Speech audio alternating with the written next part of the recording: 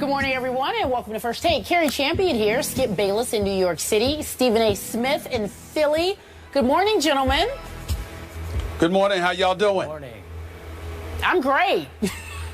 Hey, Skip, speak up. Put some bass in your voice, man. I can't hear you.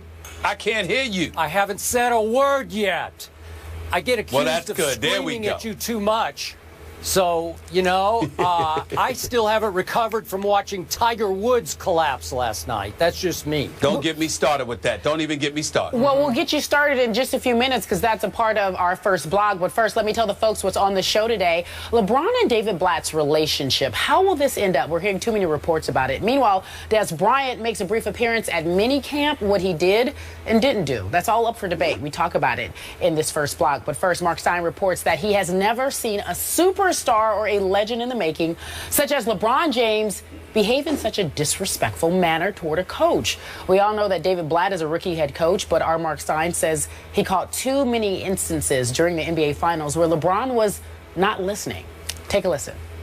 I think during the series out in the open, there were instances where you could see LeBron upset with timeouts or substitutions or even wanting to make those decisions himself, but the episode I saw in Game 5 in the third quarter, and bear in mind, when you're in the sideline reporter position, sometimes you're in huddles with the Cavs, sometimes you're in huddles with the Warriors. You're not in every single huddle, but in this huddle, I watched Blatt draw up a play and go through the whole thing, and then LeBron just really, with a vigorous no head shake, just a vigorous head shake dismissal of the play, and Blatt looked up and basically had to wipe the board clean and draw up something else. And I just thought that, to be that dismissive of the coach in front of the whole team, it definitely got my attention. I've been covering this league. I've been blessed to cover this league for nearly 25 years. You can agree with my opinion, you can disagree with it, but I can't remember too many examples of star players being that brazen in basically overruling the coach in front of his teammates. So David Blatt, in response to that, he basically took the high road. He explained how it was an honor and a privilege to coach LeBron when he was asked about this disrespect. Now, this is on the heels of our Brian Windhorst. He reported that LeBron likes having, quote unquote, free reign over David Blatt. So, Skip, I'll give you the question. Will LeBron and David Blatt work next year? Stephen A., I definitely think they can work if they both really, really want to try this again the way it worked this year, quote unquote. But I now think that the pressure will mount on LeBron James to go to his owner, Dan Gilbert, and demand that Dan Gilbert fire David Blatt and hire a proven and respected head coach. The truth is, for me, Stephen A., what Mark Stein wrote wasn't shocking to me. I said all year on this show, merely by watching television, that it sure appeared to me that LeBron James was the unofficial head coach of this basketball team. And I gave him high marks for it all year. I said when the Coach of the Year voting came out that LeBron at least deserved about third place in that voting because, as you called it, being the de facto coach, it worked. This team got 3 games deep into the NBA Finals and was up 2-1. But just watching TV, LeBron's body language constantly suggested no respect for David Blatt. It appeared to me that LeBron often signaled for a timeout from the floor.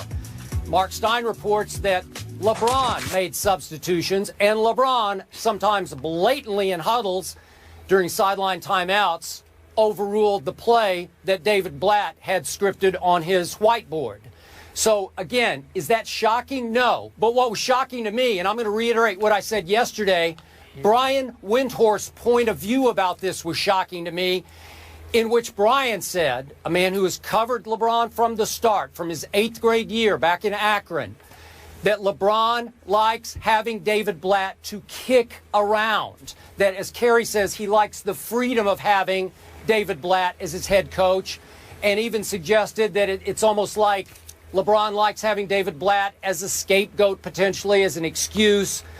It's almost like he shames David Blatt in front of the team, which leads me back to my conclusion, Stephen A. LeBron James, whether he likes it or not, has now completely destroyed David Blatt's credibility in front of the team time and time again.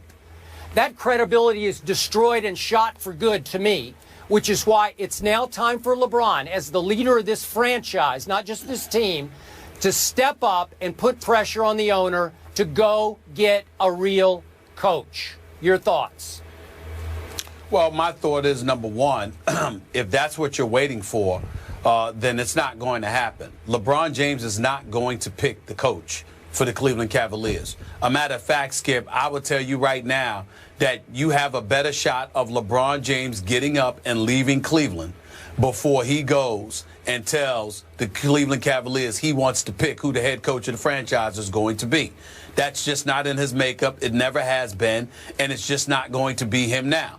Now, obviously, Mark Stein does an exceptional job for us. Brian Windhorst has done an exceptional job for us. And I know he knows LeBron James, covering LeBron James, which LeBron James himself has chronicled and acknowledged. But at the same time, I'm going to stand by what I told you yesterday. I think a lot of what Brian Windhorst had to say was absolutely correct. Where he and I part ways, and we talked about this on my radio show yesterday on Sirius XM, Brian Windhorst and I part ways on the notion that LeBron James wants a coach to kick around. I emphatically believe that that is not true. I've been told emphatically that that is not true on many, many occasions by LeBron James himself and others. Because if you remember, LeBron's first year in Miami, there was things going on in terms of the respect that he had for Eric Spoelstra, or lack thereof. But I think one of the things that needs to be pointed out about LeBron James is this. Skip, he is universally recognized as the best player in the world. He has been universally recognized as one of, if not the best player in the world, for pretty much the last 7 or 8 years. Easy. Probably more than that.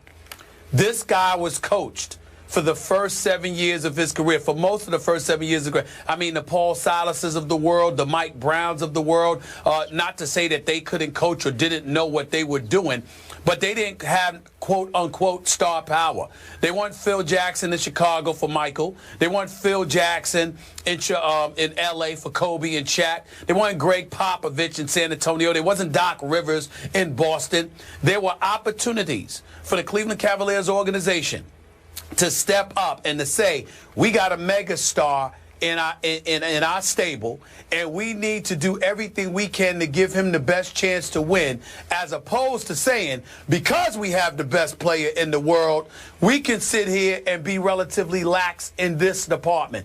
We'll just get the guy that we want to get. These are the kind of things that LeBron James is sensitive to. When you look at David Blatt, I've been on record, Skip, telling you, I think for the most part he's gotten a bad rap. He was a first-year coach. He was going to make mistakes. He was a relative novice, etc.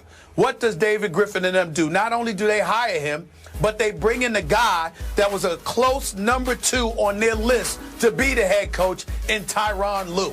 Okay? So automatically you've undermined the head coach. That wasn't LeBron James. That was the Cleveland Cavaliers organization. Then you're Blatt, and you're 19 and 20, and people are having questions about you, and what do? You go about the mission of trying to win basketball games in the regular season, supposedly, purportedly, because you wanted to prove that you could coach on this level. How do we know that? Because Brian Windhorst, because the Mark Steins, because the Dave McMenamins of the world and others, who, again, do a great job for us, highlighted the fact that this guy has a strong belief in himself. Brian Windhorst said it bordered on arrogance. So he wanted to prove that he could coach on this level. Well, here's the problem with that. You're playing Kyrie Irving 36 minutes a night for 75 games when you know he's been relatively injury prone. So what happens? You got the right foot injury, the left knee injury. The problem is exacerbated. He can give you but so much in the playoffs, and he's even worse in the finals because he ends up going down in game 1. A game in which, coming fresh off those injuries, going to see Dr. Andrews in Alabama, you bring him back after 9 days rest, and you play him 43 minutes and 37 seconds. Meanwhile, you've got people in the Cavaliers organization, meaning on their roster, agents representing the players, etc., highlighting for you that Kyrie Irving durability could potentially be a question mark. You're going to need a legitimate, viable backup point guard for the stretch run for a championship. And your response is Matthew Dellavedova? Come on now. I mean, when we look at all of these different things and we look at some of the moves that have been made, to me, Blatt is stuck in the middle. Because Blatt is a guy who is a rookie, who is a novice, who clearly has a lot to learn, okay, but at the same time accomplished great things in Europe, but he's trying to gain the confidence of his players. On the other hand, he has the complete support of an organization that LeBron James had question about so significantly that he decided that in part that was a reason why he was going to leave Cleveland the first go-round 5 years ago. So all of this stuff is right there. You've got the organization here. You got LeBron James here. You got Blatt in the middle. And I think that it's one of those situations where certainly LeBron James is going to have to say something. Certainly he's going to have to take some kind of position. I don't disagree with you there, Skip. But I think it's important to point out that more so than Blatt, LeBron's problem may very well be with Dan Gilbert and the organization itself. Because remember, he's not there for them. He's there in spite of them. Let's keep that in mind and remember that as we move forward. Okay. and that I completely concur with you on. Now, back to Mark Stein's reporting. I can only draw this conclusion that LeBron James, in every critical moment, especially in the playoffs, had final coaching say over this team. Would you agree with that? No, I would not, because I don't believe that LeBron James would have played Timothy Mozgov just 9 minutes and 19 seconds in Game 5. Okay, but we have repeated instances in Mark's reporting in which during sideline situations, LeBron James made his decision and overruled David Blatt. Maybe not so much, although Mark did say that he did make substitutions himself. So, I mean, who's to say that LeBron didn't co-sign on the Mozgov minutes? I don't know that. Maybe he did. Listen, if you recall, I told you in Game 2, LeBron James had missed a jumper in late in Game 2. He had missed a jump shot. Mozgov tapped the rebound out. J.R. Smith grabbed it, and LeBron James just called the timeout. Never looked over at Blatt, didn't do anything. I remember it well. Just called the timeout, and Blatt was like, okay. So clearly, Mark Stein is absolutely right in what he's pointing out as it pertains to things that happen. But that does not mean that every single coaching decision was made by LeBron James. LeBron James may make an in-game decision about what timeout to call or what play to run. But that doesn't mean he's determining who's playing. It doesn't mean he's determining who's not playing and things of that nature. It doesn't mean that. And there are times, like I've seen, whether it be Patrick Ewing, I've seen Michael Jordan look at a coach and be like, get him out of there. This Isaiah Thomas, get him out of there. These guys got to go. So, you know, Chuck Daly was coaching the Pistons. God rest his soul. Phil Jackson was coaching the Bulls. But that doesn't mean a star can't implement his opinion and his feelings and get a coach to do something in the moment. Okay, but here's the point, Stephen A. Chuck Daly, Phil Jackson never had their superstars blatantly shake their head during a timeout after a play he had drawn up on the board and said, no, we can't do that. That's not how those teams were run, even with Michael Jordan playing for Phil Jackson. So my point is, I'm saying that has destroyed probably all of David Blatt's credibility with the other players on the roster. So isn't it incumbent upon this team to move on with a new head coach, be it Mark Jackson or Ty Lue or whichever way we talked about possibilities yesterday? Don't you think it's time for that now? Well, I personally do, Skip, because I want to make it clear that I don't think it's fair to David Blatt, but I do think it's the right thing to do considering the situation. The issue, however, is that I also don't believe it's incumbent upon LeBron James to demand it. I think if you're the owner, I think if you're the GM, you understand who you have, you understand who this player is, what he's brought to this franchise, this city, this area, etc. He's far more important than David Blatt, and I think the mere fact that these issues are being discussed is enough evidence for the Cleveland Cavaliers to say, we need to do this, because I'm promising you this. Do not, maybe this summer for this upcoming next season, because Cleveland is clearly the favorite in the East. But do not think for 1 second that LeBron will not leave again. Do not think, I'm telling y'all, he will leave. Don't you doubt it. If they get on his nerves and they feel like they make him feel like, look, you shut up and play. We're going to do what we're going to do.